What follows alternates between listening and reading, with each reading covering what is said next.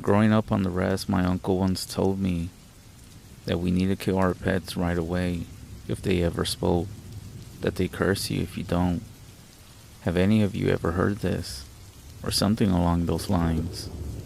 I don't hear this quite often, and not just with your own pets. More like any animal that ends up talking. A speaking animal. Well, I have something to share. But before you even say anything, I want to say this is the reason why we don't speak to outsiders about certain things, even to other indigenous people belonging to different tribes. Why? Because there's still so much to learn and we shouldn't judge another culture when we don't understand their ways yet. So many people don't even know one word of their own people's language, culture, or beliefs, yet they want to talk about one's own teachings. But anyways, that's a story for a different day. This is why in my tribe, we're familiar with the following teaching. Always be careful with what you say, because a little bird can take your own words to town. I'm gonna stay anonymous and I'll say what tribe or where I'm from, because you know how people can be. So I grew up on the rez. Well, mainly me. I'm the only child, over the summers at least. I guess I didn't really grow up on the rez, but over the summers my parents would drop me off with my cousins, with my uncle and auntie, and I would stay with them for a few months. This would happen every summer. They had a small trailer home out in the open, but all around us was nothing but trees and brush.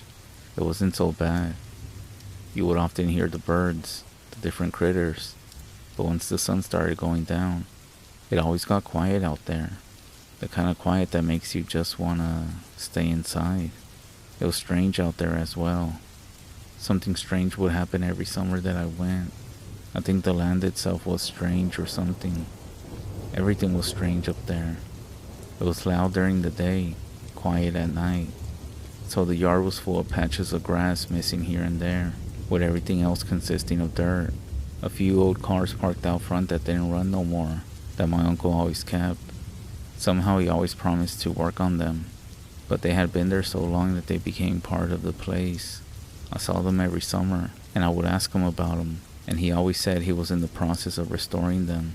And a few yards in front, there was a big pole that my uncle would hang certain banners, flags, or other things.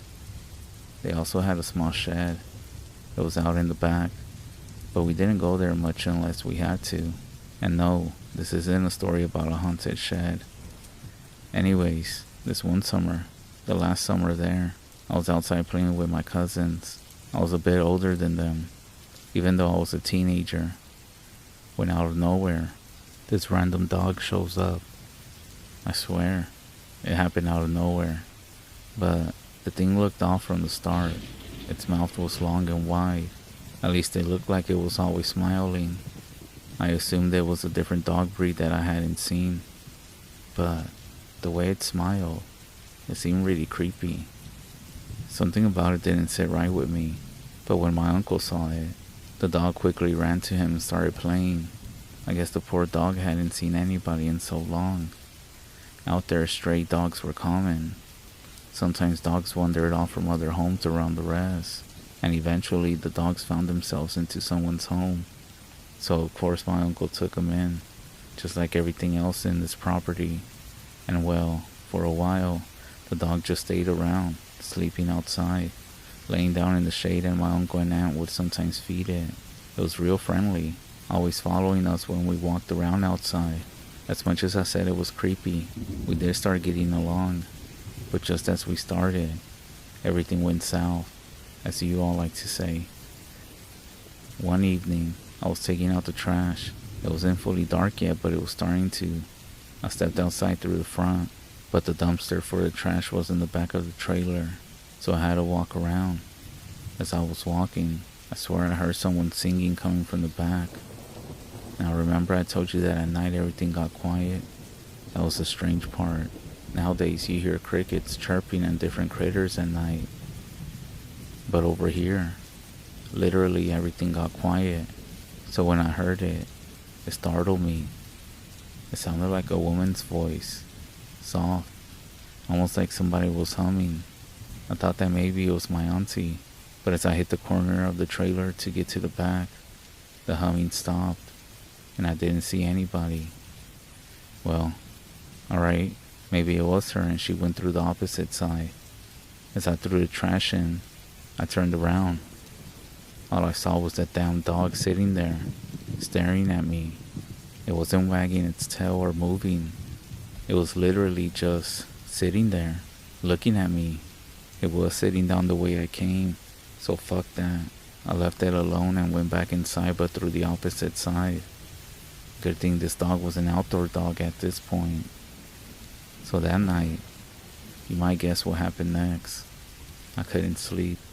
I kept hearing that humming sound, except this time, it was by my window.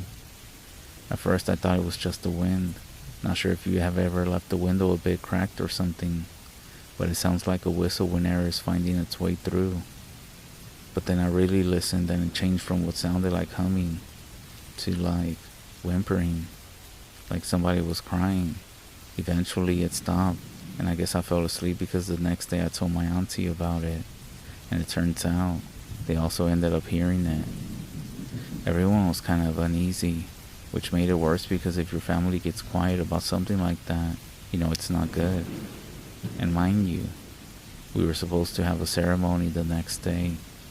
So that morning, I was helping my auntie cook breakfast. My uncle and cousins were outside setting up the tent in the back, where the ceremony was going to be conducted. I figured I would take them some coffee, or see if they need anything. As I stepped outside, I glanced up at the post that I told you about that was in front, just out of habit, and that's when I saw it. A big-ass owl sitting right up there, staring down at me. My stomach dropped. Everyone knows what that means, especially around here.